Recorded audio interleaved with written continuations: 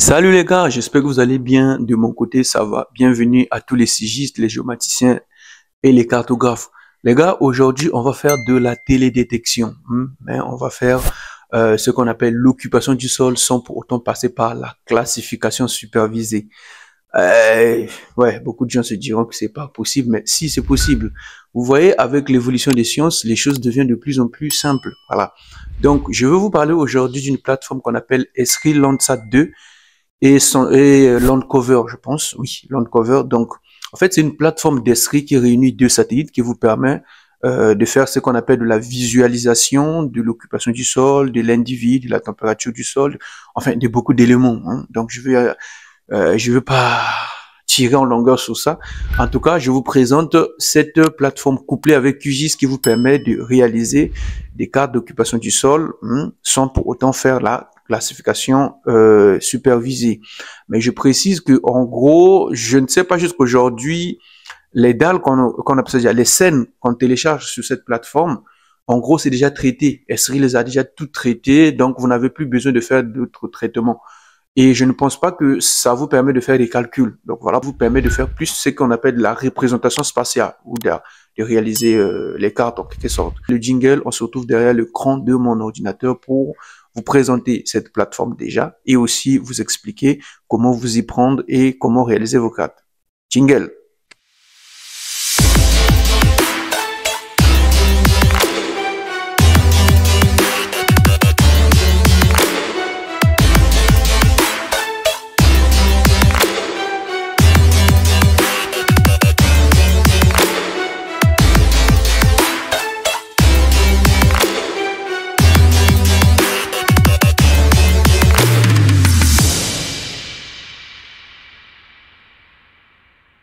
Hello les gars, nous voici derrière l'écran de mon ordinateur. Donc ce qu'on doit faire, quand on arrive sur Google, on tape Esri Sentinel-2.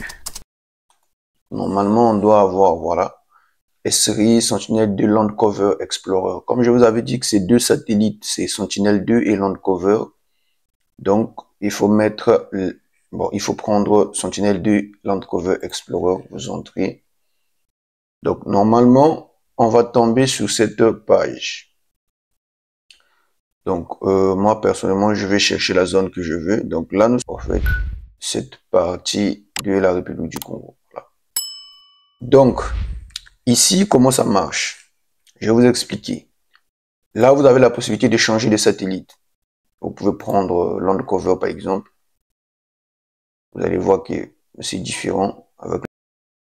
Voilà, donc ici, nous sommes sous couleur naturelle. Donc, en fait, toutes les possibilités sont ici en bas. Mode rendu, liens intéressants et autres. Voilà, ça, ce sont les lieux intéressants qu'ils vous proposent, eux. Et là, il y a Lac, Mackay et tout. Bon, le qu'on appelle ça le moteur de rendu. Ici, nous avons la couleur IR, agriculture, urbain, individu coloré. Donc, vous avez tout ici. Il y a même la carte des températures. Normalement, si je clique là sur température, donc vous voyez ce que ça donne en termes de température. Voilà, donc il est là. Et vous pouvez aussi faire le glisser, c'est-à-dire vous avez deux années différentes. Donc ici, par exemple, si on prend, par exemple, pour l'année 2013, ici, et ici, on prend,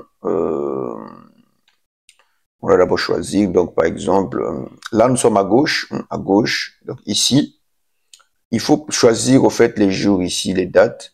Bon, là vous voyez là par exemple, là où c'est mieux rempli le blanc, c'est 8% des nuages seulement. Là par exemple, c'est 67%. Donc, là où il y a des cases, vous voyez, ça veut dire que au fait l'image est disponible. Mais là où il n'y a rien de coché, l'image n'est pas disponible. Mais par contre, là où la petite case elle est remplie, ça veut dire que au fait il y a moins de nuages. Donc si on prend celle-ci par exemple, il y aura moins de nuages. Vous voyez. Là, en fait, ici à droite nous sommes carte de température et à gauche, non à gauche carte de température, à droite couleur naturelle. Donc on peut se ramener toujours avec les températures. Vous allez voir que voilà. Donc avec Landcover, on a cette possibilité là. Donc c'est un peu ça. La possibilité avec Landcover, avec Landsat plutôt. Vous pouvez changer ici, vous pouvez avoir un thème et de l'autre côté aussi un autre thème. Donc, soit ça va être individu et autres. Vous pouvez aussi mettre animé, vous pouvez aussi mettre analyse. Donc, vous choisissez les modes que vous voulez en quelque sorte. Vous choisissez les modes que vous voulez. Il y a aussi les profils temporels, spectral et tout. Donc, si on vient, on change de satellite, on revient ici. On revient avec Sentinelle-2. Il y a aussi Sentinelle-1, vous pouvez faire ce que... On revient à l'occupation du sol. Donc, on revient ici à l'occupation du sol. Donc, vous aurez compris que ici, ça vous permet de choisir le satellite que vous voulez. Là, vous pouvez zoomer, vous pouvez prendre une photo, vous pouvez copier le lien. Et ce qui est très important avec l'occupation du sol, c'est que vous pouvez télécharger, au fait, une dalle en format TIFF, géoTIFF. Vous pouvez télécharger une dalle en format géoTIFF. Donc, ici, par exemple, qu'est-ce qu'il faut faire? Par exemple, là, si vous venez en imagerie, vous pouvez pas télécharger ici, couverture terrestre. Ici, vous pouvez télécharger, glisser. Vous pouvez aussi télécharger. Vous voyez, vous pouvez aussi télécharger. Maintenant, ici, il faut savoir que là où c'est bleu, c'est l'eau, les arbres, la végétation. Encore, vous connaissez déjà le principe de la télédétection, notamment de l'occupation du sol. Donc, en temps normal, les couleurs que vous avez ici, c'est les premières classes que vous devez avoir sur votre géoTIFF que vous allez télécharger. Donc, nous, on va essayer de télécharger un géoTIFF pour voir un peu comment ça fonctionne et le ramener sur QGIS. Donc, on va appuyer ici télécharger. Vous voyez ici, ce sont les dalles. Donc, nous, par exemple, on a besoin de cette dalle-là. Moi, j'ai besoin de cette dalle parce que il y a une région qui est au milieu là que je dois traiter. Donc, arrivé, vous voyez, vous pouvez choisir l'année. Moi, par exemple, vous voyez ici, chaque élément fait environ 60 gigas. Donc, assurez-vous d'avoir vraiment une bonne connexion déjà et aussi d'avoir un grand espace dans votre ordinateur. Donc, moi, ce que je vais faire, c'est que je sélectionne d'abord ma dalle. Je sais que ma dalle, elle est là. On me dit télécharger. Bon, ici, réduire, encre, je sais pas, mais bon. Moi, ce que je sais, c'est que je peux télécharger ici. Je peux choisir ma date, la date qui me va ici. Moi, par exemple, je prends 2024. On me montre qu'ici que ça fait 229 gigas. 229 mégas plutôt, excusez-moi. Donc, je clique 2024 et donc, normalement, moi, voilà. On va aller retrouver notre qui s'est téléchargé, il est là. On va le retrouver, on va aller le travailler sur QGIS. Donc, on va lancer notre QGIS déjà. Bon, moi, j'aime bien mettre OpenStreetMap derrière. Donc, on va essayer d'aller chercher notre... Pensez à enregistrer votre projet. Hein. Pensez à enregistrer votre projet. Moi, j'enregistre toujours mes projets. C'est juste parce que je vais vous faire un petit tour, donc, vite fait. Donc là, on va aller chercher, voilà, notre raster en géoTIFF. Il est là, on va l'ajouter. Normalement, il est là. On va zoomer dessus. Vous voyez que notre raster, il est là. Voilà. Donc là, vous pouvez faire vos traitements. Mais c'est comme je pense qu'il est précisé que c'est pas vraiment un truc qui vous permet de faire les calculs. C'est plus juste de la représentation spatiale. Donc, vous allez voir que là, nous retrouvons les premières classes. En fait, ce sont les classes concernées ici. Et ce sont les classes qu'on a vues ici. Ce sont les classes qui sont ici. On sait qu'il y a l'eau. Donc, déjà, pour faire correspondre les classes, c'est très simple. Vous venez, le 1, nous avons l'eau. Alors, le 2, nous avons les arbres ou la forêt. Et ça est là, le 2. Ainsi de suite. Donc, le reste des classes, normalement, ça sert à rien. Vous pouvez les supprimer. Donc, il faut garder la classe 1 à la classe 9 ou 10. Vous regardez juste à quoi correspond chaque couleur ici. Et vous pouvez, en fait, classer. Vous pouvez faire votre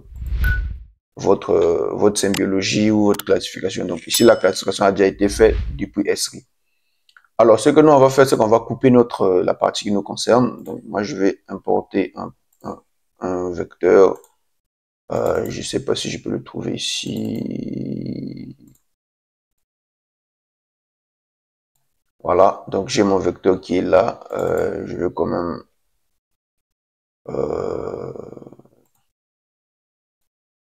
en transparent. Oui. Voilà, donc moi, j'ai juste besoin de couper cette partie-là. Alors, ce que je vais faire, c'est que je vais aller dans le raster plutôt. couper selon une couche masque. La couche source, ça sera celui-ci. Voilà. Bon, on va exécuter. Voilà. Et donc, si on enlève celui-là, il nous reste notre raster concerné. Donc, il n'y a que ça. Et donc, même pour le raster concerné, vous voyez, en fait, comment on appelle ça déjà? La classification avait déjà été faite, quoi. Vous coupez juste. Et ici, vous avez juste à, par exemple, venir là.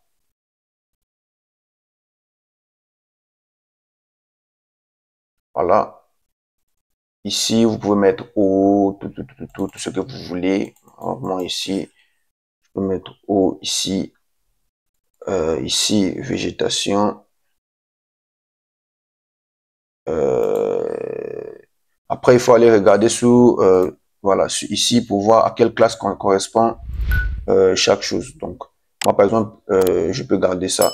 Comme ça, vous allez voir que la légende, ici, elle est là. Et donc, le reste des classes, vous pouvez les supprimer. Par exemple, si vous savez que vous êtes là, vous n'avez pas besoin de cette classe jusqu'à plus de 200 classes là. Vous pouvez supprimer ces classes-là. Et après, voilà. Donc, elles ont été supprimées. Il vous reste que 10 classes. Au fur et à mesure, vous pouvez aussi faire correspondre les classes dont vous remarquez ici qui n'existent pas ici. Donc, en gros, ce sont des anomalies normalement.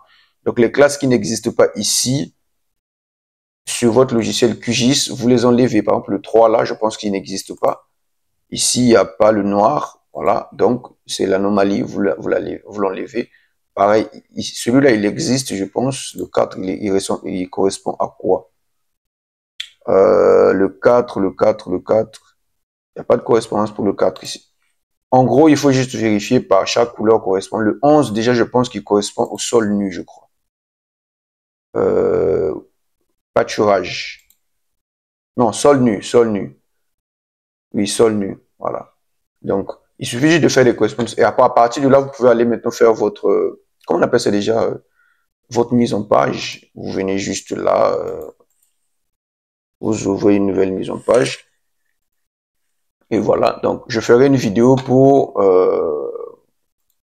vous montrer un peu comment on fait la mise en page. Normalement, votre carte, il est censé sortir ici. Voilà, il est là. Vous jouez avec l'échelle, vous mettez les échelles, le nord et tout. Je ferai une autre vidéo pour la mise en page, mais pour l'instant, on va s'arrêter là. Donc, vous connaissez déjà le principe. En partant d'ici, vous téléchargez votre GeoTIFF, vous le ramenez sur QGIS, vous le ramenez sur QGIS et vous le traitez. Enfin, vous faites les représentations spatiales que vous voulez. Et moi, je pense que je vous ai dit que les calculs, je pense pas que ça se fait avec ça. Je pense pas que ça c'est avec ces dalles-là, vous pouvez faire des calculs avec. Mais je vais essayer. Si ça marche, je vous dirai. Et pour l'instant, je voulais juste vous montrer un peu cette plateforme rapide qui vous permet, en fait, de faire de l'occupation du sol, de l'individu, tout ce que vous voulez, plus rapidement, quoi, du clic au clac. Ça permet d'avoir une carte rapidement. Voilà. Dans l'ensemble, n'hésitez pas de vous abonner, de liker, de commenter et surtout partager la vidéo. Merci beaucoup à tout le monde.